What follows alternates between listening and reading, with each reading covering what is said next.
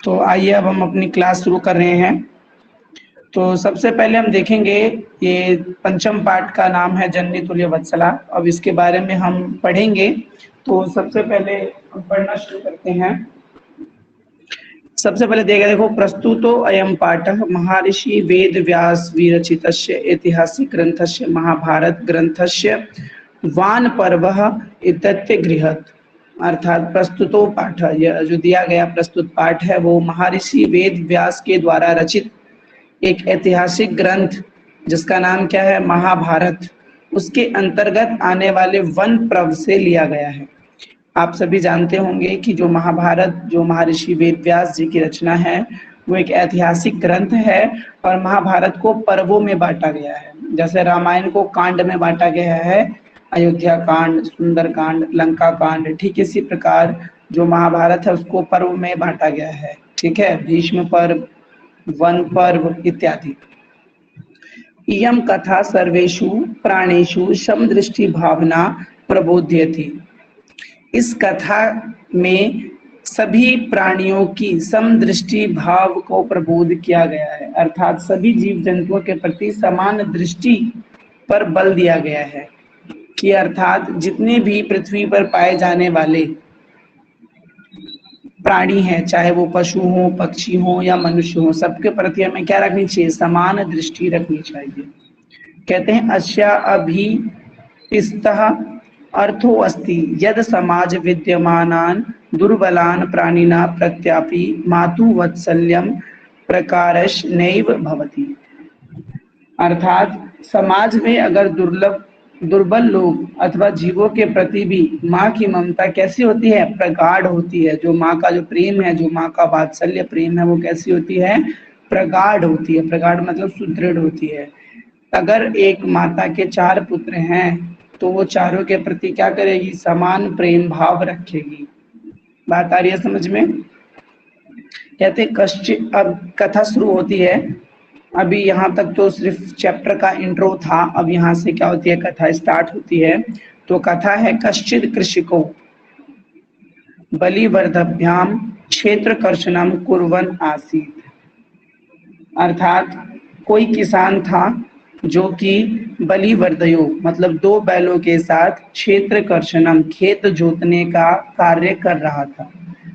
तयो बलिवर्धयो मतलब उसके जो 2 बैल थे, एका शरीरेन उसमें से जो एक था वो शरीरेन शरीर से, दुर्बल जवेन गंतुम शक्तम आश्चित दुर्बल था, जिस कारण वह जवेन का अर्थ क्या होता है, तीव्र गति से चलने में क्या था, तीव्र गति से चलने में क्या था, असमर्थ था।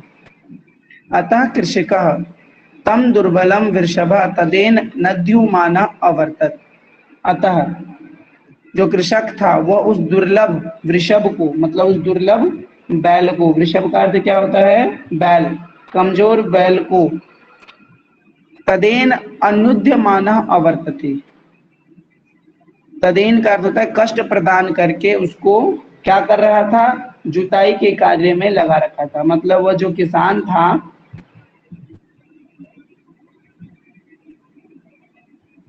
वह उस कमजोर बैल को कष्ट देते हुए उसे क्या कर रहा था, हाँक रहा था, मतलब खेत को जोतने का काम कर रहा था।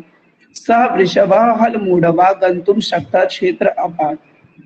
स वृषभ वह बैल, तो यहाँ वह बैल स किसके लिए प्रयोग किया गया है, उस दुर्लभ बैल के लिए। तो वो जो दुर्बल बैल था वो हल मूढ़वा मतलब हलम को लेकर के, हल को लेकर के, गंतुम शका चलने में असमर्थ था, और वह क्षेत्रे पपात उसी क्षेत्र पर, पपात मतलब गिर गया।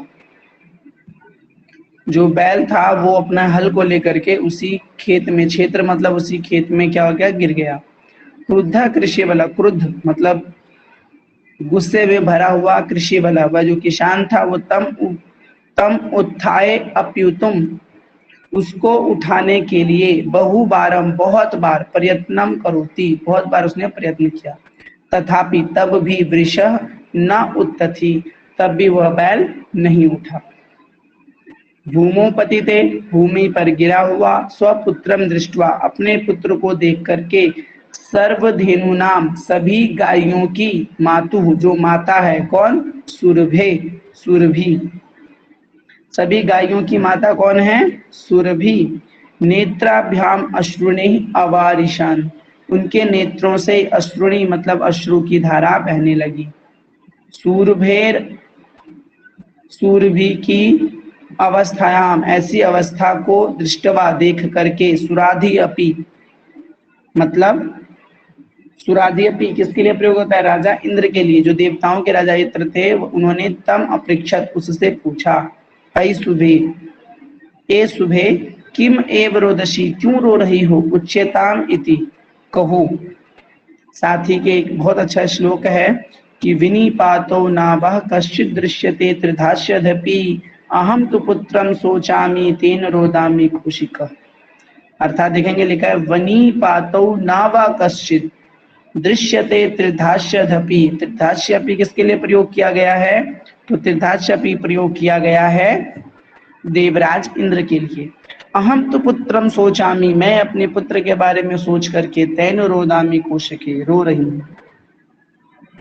और यहाँ एक वर्ड और आया है कौशिक। कौशिक शब्द किसके लिए प्रयोग किया गया है,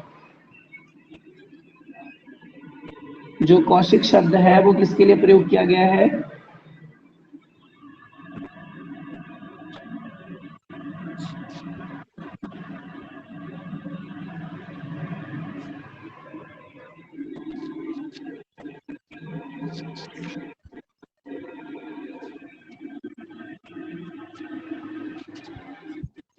कौशिक शब्द किसके लिए प्रयोग हुआ है,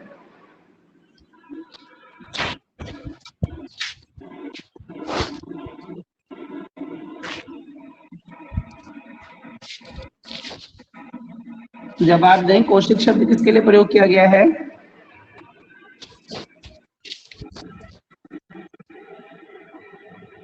कौशिक कौशिक कौशिक शब्द किसके लिए प्रयोग किया गया है,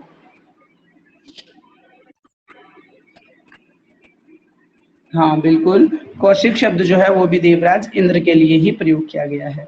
तो क्या कहते हैं, तो देखिएगा, कहते हैं कि विनीपातौ नावा कश्चित् दृश्यते त्रिधास्यपि, हे देवताओं के राजा इंद्र, किसी को कष्ट में मुझसे देखा नहीं जाता। अहम तो पुत्रम सोचामि, मैं तो अपने उस कमजोर पुत्र के बारे में सोच रही हूँ, चिंतित हूँ। तेन रोदामी कौशिक, हे कौशिक मैं इसीलिए रो रही हूँ, मतलब हे देवराज इंद्र मैं इसीलिए रो रही हूँ। तो ये जो कौशिक शब्द है ये भी देवराज इंद्र के लिए प्रयोग किया गया है, और ये जो त्रिधास्यपि शब्द है ये भी देवराज इंद्र के लिए ही प्रयोग किया गया है। कहते हैं भो वाशवाह, अब वाशवा शब्द भी इंद्र के लिए प्रयोग किया गया है। देखेंगे हे वाष्व मतलब हे इंद्र, पुत्रस्य दैन्य दृष्टवा अहम रोदामी, अपने पुत्र की ऐसी दीन अवस्था को देख करके मैं रो रही हूँ।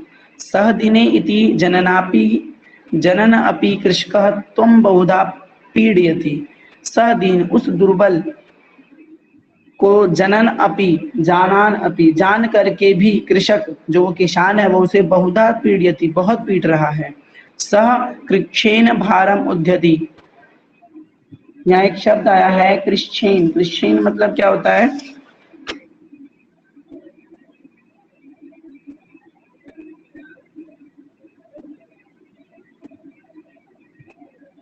कठिनाई से, कृच्छेन मतलब कठिनाई से, भारम धोती भार को ढो रहा है। इतर इतर में वधूरम वाणों स्व ना सकनोती, और वो जो है दूसरे के समान जुए को नहीं ढो सकता। जूहा, धूरम मतलब क्या होता है, धूरम, धूरम का मतलब होता है जूहा, मतलब जो वो हल के साथ जो रस्सी लगे, हल के साथ, हल जो आपने देखा हुआ तो हल का एक जो सिरा होता है वो बैलों के कंधे पर होता है, तो उसको वो नहीं ढो सकता। एतद भवान पश्यति ना इति प्रत्योवाचता, अर्थात यह तो आप देखते हैं ना, ऐसा उसने जवाब दिया, किसने, सुरभि ने। तो देवराज इंद्र कहते हैं भद्रे नूनम, हे कल्याणकारिणी, सहस्त्र अधिकेषु पुत्रेषु सत्स्वपि तव अस्मिनेव एतादृश वात्सल्यम कथम, एते इंद्रेण पृष्टि सुरभि प्रत्योवाचकम्। अर्थात ऐसा मतलब उन्होंने कहा, देवराज इंद्र ने कहा कि 1000 से भी अधिक पुत्र हैं तुम्हारे। लिखा हुआ ना, सहस्त्र अधिकेशु पुत्रेषु, तुम्हारे तो 1000 से भी ज्यादा पुत्र हैं। तब भी तुम अपने एक पुत्र के लिए इतना रो रही हो। एता इति इंद्रेण पृष्ठभी सुरभि प्रत्युवाच। ऐसा पूछने पर सुरभि ने कहा, क्या कहा? कहते हैं यदि पुत्र सहस्त्रम में सर्वत्र समेव में दीनस्य तु शतः शक्र पुत्रास्य अभिधिका कृपा। अर्थात यदि पुत्र सहस्त्रम में, यदि मेरे सैकड़ों पुत्र हों, हजारों पुत्र हों, सर्वेत्र समवेव में, तो मेरे लिए वो सभी एक समान है। दीनस्य तु शतः शक्र पुत्रास्य अभ्यधिका कृपा। और अगर कोई दीन है, अगर कोई कमजोर है, तो उस पर मेरा कृपा, मेरा जो वात्सल्य प्रेम है वो अधिक होगा। बहुन्य पतानि न संतति सत्यम। अर्थात मेरी बहुत सारी संतानें हैं, यह सत्य है। तथा आप्यहम एतस्मिन् पुत्रो विशेष आत्मवेदना अनुभवामि। लेकिन ये जो मेरा पुत्र है, इस पर मेरी विशेष आत्मवेदना है। आत्मवेदना मतलब विशेष प्रेम है। यतो ही अब अयम अनभेतो दुर्बलः, क्योंकि यह अन्यों से दुर्बल है। सर्वे शक्तपतेषु जननी तुल्य वत्सला एव।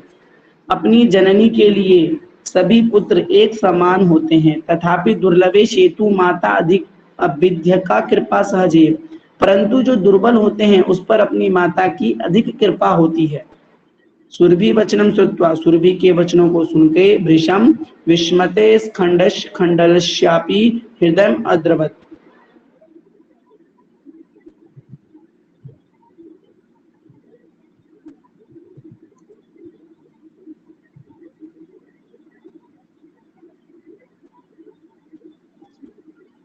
तो देखें क्या होते हैं कि क्या लिखा है, सुरभि वचनम श्रुत्वा, सुरभि के वचनों को सुन करके अधिक आश्चर्यचकित हुए। इंद्रदेव जो हृदय था वो कैसा हो गया?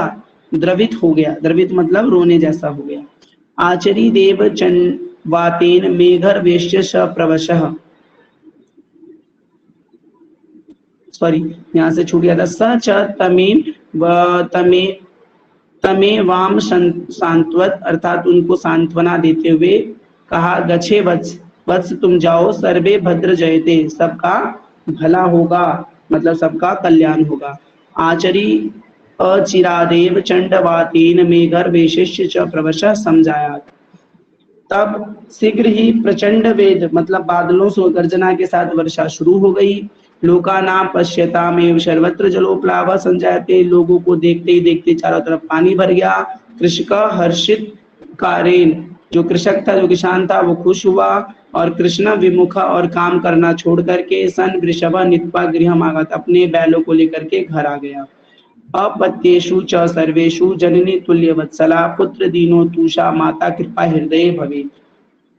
अर्थात सभी संतानों के प्रति माता समान रूप से स्नेह रखने वाली होती है, लेकिन जो पुत्र उनका दुर्बल होता है उसके प्रति अपनी माता का विशेष प्रेम होता है। तो इस तरह आपका जो ये पाठ है ये संपन्न हुआ। उम्मीद करता हूँ आप लोगों के अच्छी तरह समझ में आ गया होगा। नमस्कार दोस्तों, आप लोगों को ये वीडियो कैसी लगी कमेंट में ज़रूर लिखिएगा और ज़्यादा से ज़्यादा इसे लाइक कीजिए, शेयर कीजिए अपने दोस्तों के साथ और हमारे इस चैनल को सब्सक्राइब कीजिएगा। आज हमने कक्षा 10वीं की सैमोसी पुस्तक की 5वें लेसन जननी तुल्य वत्सला की वीडियो आप लोगों के साथ साझा करी है। उम्मीद करता हूँ आप लोगों को ये वीडियो पसंद आई होगी और अगर पसंद आए तो ज़्यादा से ज़्यादा लाइक करें, शेयर करें और हमारे चैनल को सब्सक्राइब करें। और आगे हम आप लोगों के लिए और भी ऐसे ही पाठों की व्याख्या के सहित प्रश्नोत्तरों के साथ साथ और अन्य कई सारी वीडियो अलग अलग विषय की भी लाते रहेंगे। तब तक के लिए नमस्कार।